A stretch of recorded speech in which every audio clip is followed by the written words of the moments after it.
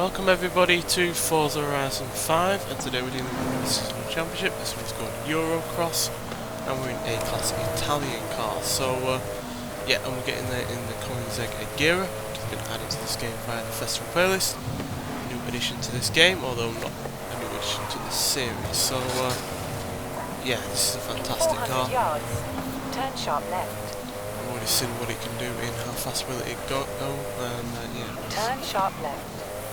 Pretty impressive in that, even though it's far from the fastest car that we've had on this series, the fastest Koenigsegg that we've had on this series, but still a pretty impressive car in terms of top speed. But yeah, even in stock form today, this is still a pretty quick car, even though obviously it's been far outclassed ever since. I should have noticed how far car engineering has come in the 11 years since this was released.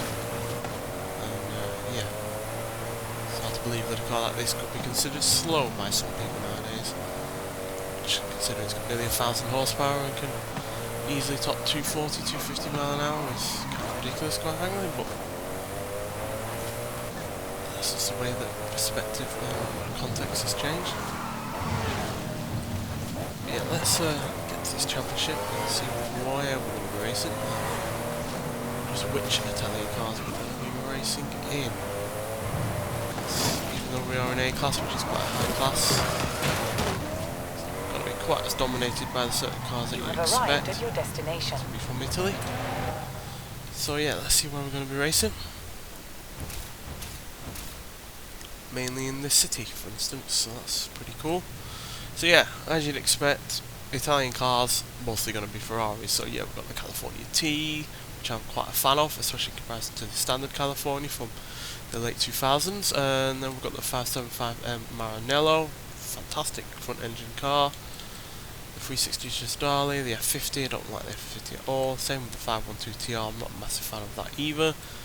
Big fan of the 355, but an even bigger fan of the 288 GTO and the F40. And then we've got the Ferrari Spa 330 P4, race car from the 60s. Then we've got the Lamborghini Urus, Lamborghini Gallardo, Lamborghini Countach and the Lamborghini Diablo SV. Pretty much a fan of all those cars, but mostly the Gallardo and the Diablo. And then we've got the Gran Turismo S from Maserati, the lowest here in the class. So yeah, we're going to start off, well, I guess with a Ferrari, because yeah, this is where we're going to see most of our fun cars to drive. So let's try out the 288 GTO, which, yeah, despite being 10 years older than the 355, has more power, more torque, and less in the way of weight, as you can see, even though it's got a smaller engine, which is kind of the advantages of twin turbocharging really with this car, because yeah, this was Ferrari's first ever twin turbocharged engine, first ever turbocharged engine period, to be honest. So yeah, predating the F40. Not sure if these the F40 and this share the same engine. They are similar size, and obviously both low cubic capacity V8 engines with two turbochargers, so maybe they do, but obviously the F40 has even more power and torque than this. Yeah, it's still a fantastic car. Easily one of the best looking Ferraris that they've done in this kind of format, where they had the wedge going on. Also, you've got maybe 400 horsepower, not very much in the way of weight. Just a shame that this was created for a racing series that never really happened. Imagine it would have been a formidable racing car. As a road car, it's still pretty damn good. Although I would say the gears are a little bit on the long side for me. It'll take a while to properly get going. About 90, and the second gear is best use of its power, quite frankly. And again, this is a far older car than most here. Turbocharging technology was still in relative infancy in terms of massive amounts of power. So it's coming on in great big lumpfuls, those turbochargers.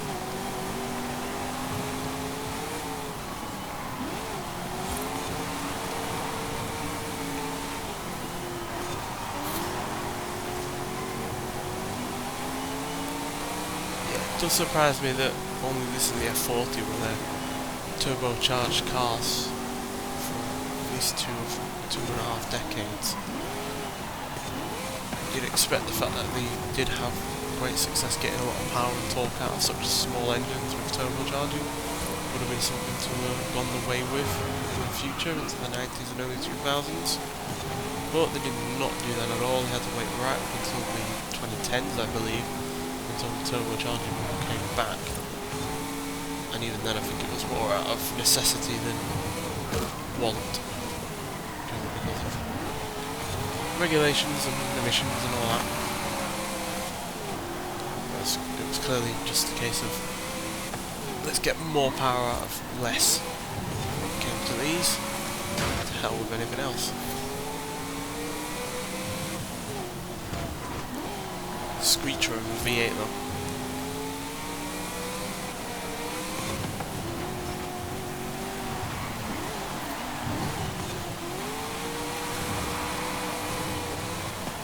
Yeah, 50s are ahead of us though.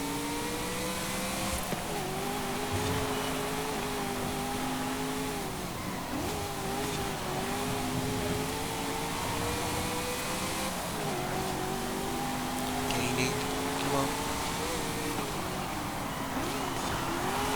F50 was a catastrophic failure, to be honest. Ferrari's attempt to have an F1 car for the road, which was never going to happen. You're never going to get an F1 car for the road. Principally because no F1 car is built for long-term use. You know, it's built for one race, and then it's done for. Longevity for a road going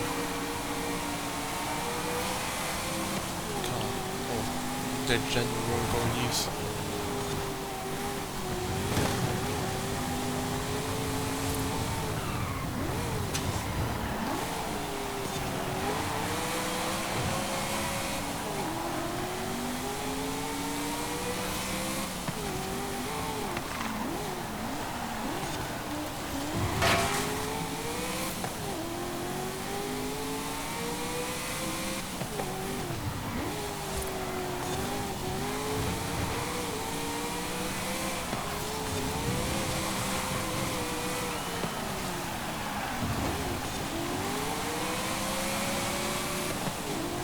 We aren't the best handling car. Definitely tell this car from the 80s. It's got reasonably soft suspension and plenty of oversteer to try and catch you out, but it's also 80s in terms of its power delivery, which is, like I said, comes in great big lumpfuls as those turbochargers eventually spool up.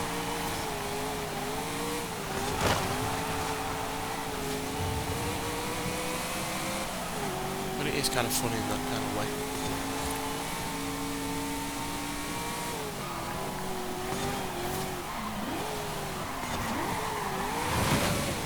See?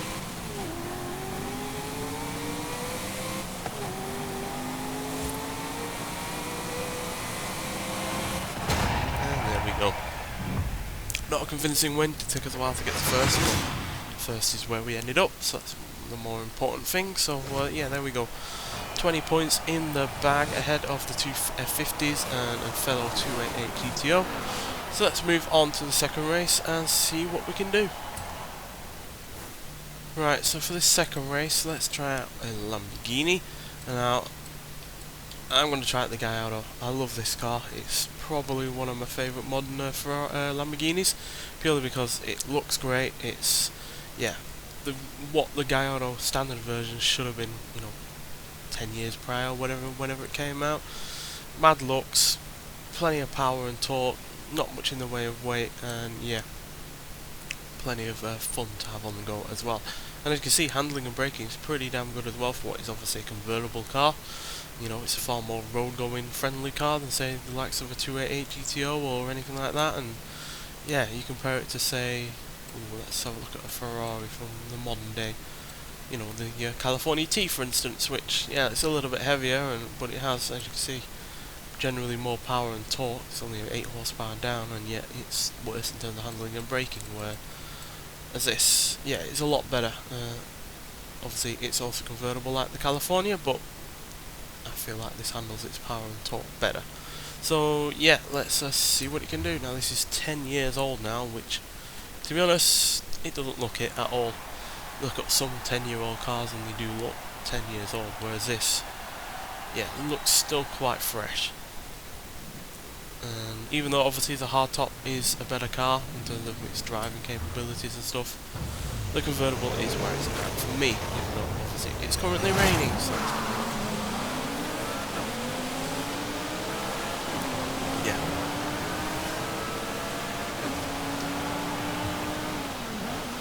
Sometimes a car, how it makes you feel is way more important than whether it's 0.1 of a second quicker to 60 or whatever.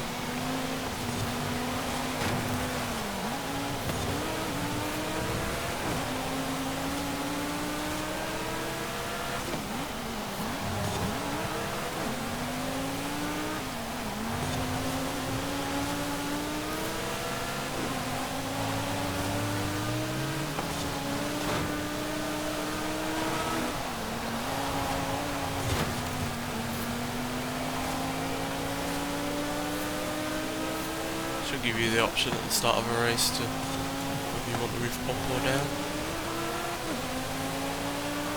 Nobody would have their roof down in this weather.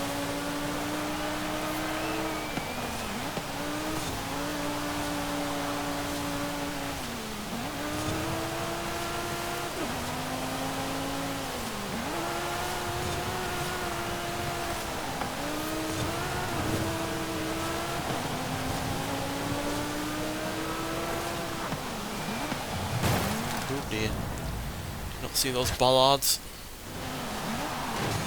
Trying to avoid the Ferrari in front of me.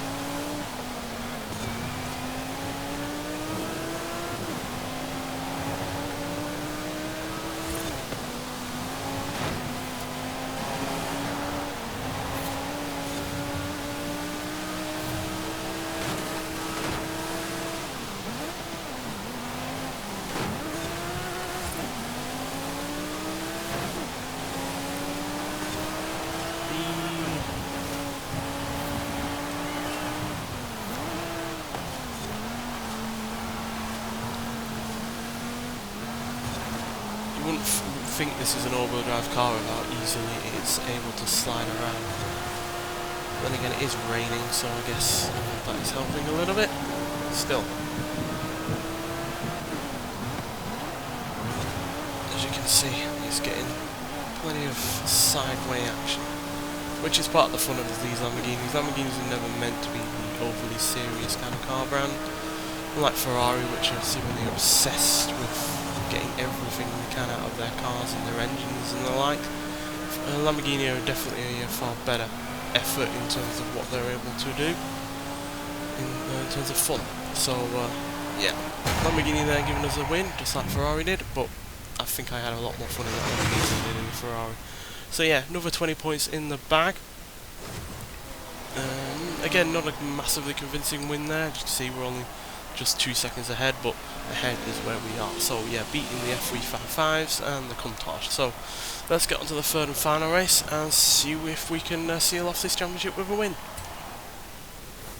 Right, so obviously we have 3 manufacturers to choose from, Ferrari, Lamborghini and Maserati. But the Maserati, as much as I like it as a Grand Tourer, it's a great GT car, it's not a racer at all. As you can see, it weighs more than 4,000 pounds.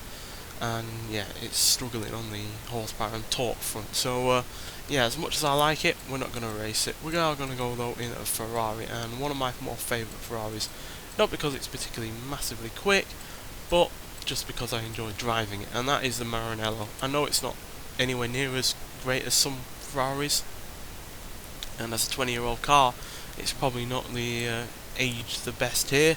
I'd say probably an F40 or even a 355 have probably aged a little bit better in terms of what they are still capable of doing. But this is still, as I said, a great car, and it's a really good Grand Tourer as well, while also still being able to hoon it around the track. So yeah, it's got 50-50 weight distribution, more than 500 horsepower. Yeah, it still weighs 3,815 pounds, but you've also got a large V12 engine in the go there as well, rather than the smaller V8 from the Maserati. So yeah, as you can see, it's got as much torque as that Maserati has in horsepower. So yeah, still a potent little vehicle. Handling and braking aren't too awful either for a 20-year-old car that weighs as much as it does. So let's see what it can do. Hopefully it will give us our third and final win. But I won't be disappointed if it doesn't, because again, like the Lamborghini, I'll still be having fun driving it, even if it's not technically the best car here. So yeah, and obviously this is quite a small circuit, and this isn't the smallest of cars, so it'll be a little bit of a clash here. So let's see.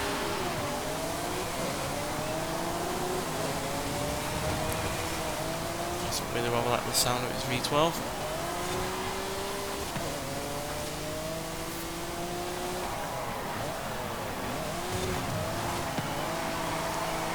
This was the first of Ferrari's uber powerful front-ended rear-wheel drive cars. Their first cracked the 500 horsepower mark, and it set the benchmark for the likes of the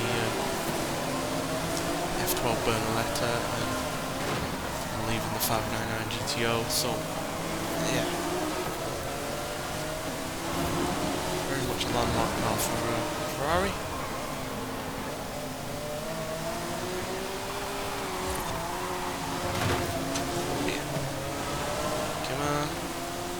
Speed up. Oh dear.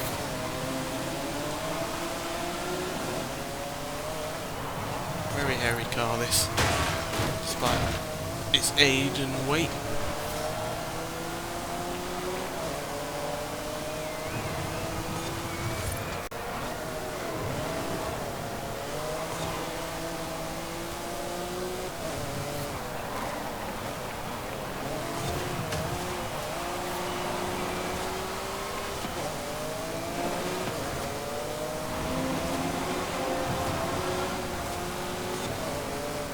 So unfortunately though was one of the first Ferraris to get obsessed with the flappy back gearbox and such.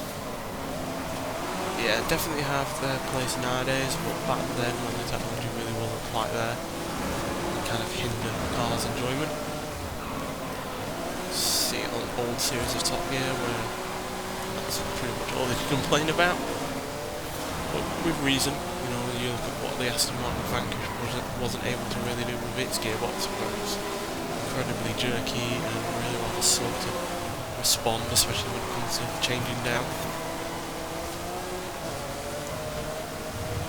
This was one of the better versions of that kind of gearbox.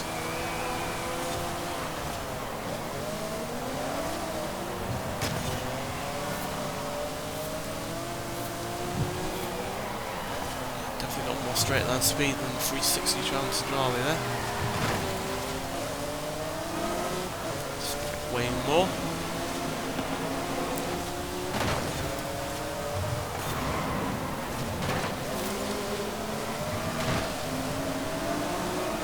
V12 versus V10. Versus old. There's 10 years separating this and the Lamborghini.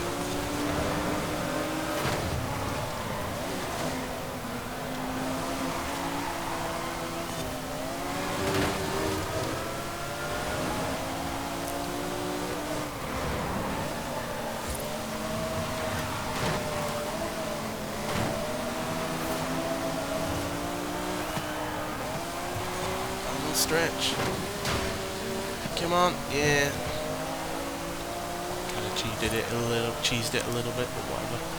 There we go. The old girl got there in the end. So yeah, 3 out of 3, and obviously this is doing this championship is not only a fun thing to do because you know driving these kind of cars is always fun. But also obviously gives you 5 points towards the festival playlist, which will help get you that Collins Gear at the beginning of this episode. So yeah, but still, yeah, there we go. 20 points, 60 points overall, winning the championship ahead of the 360 Strali, Challenge Strali even, and the head of the guy on the Spider. So yeah, nonetheless, hope you've enjoyed this episode, and I'll see you in the next one. Bye.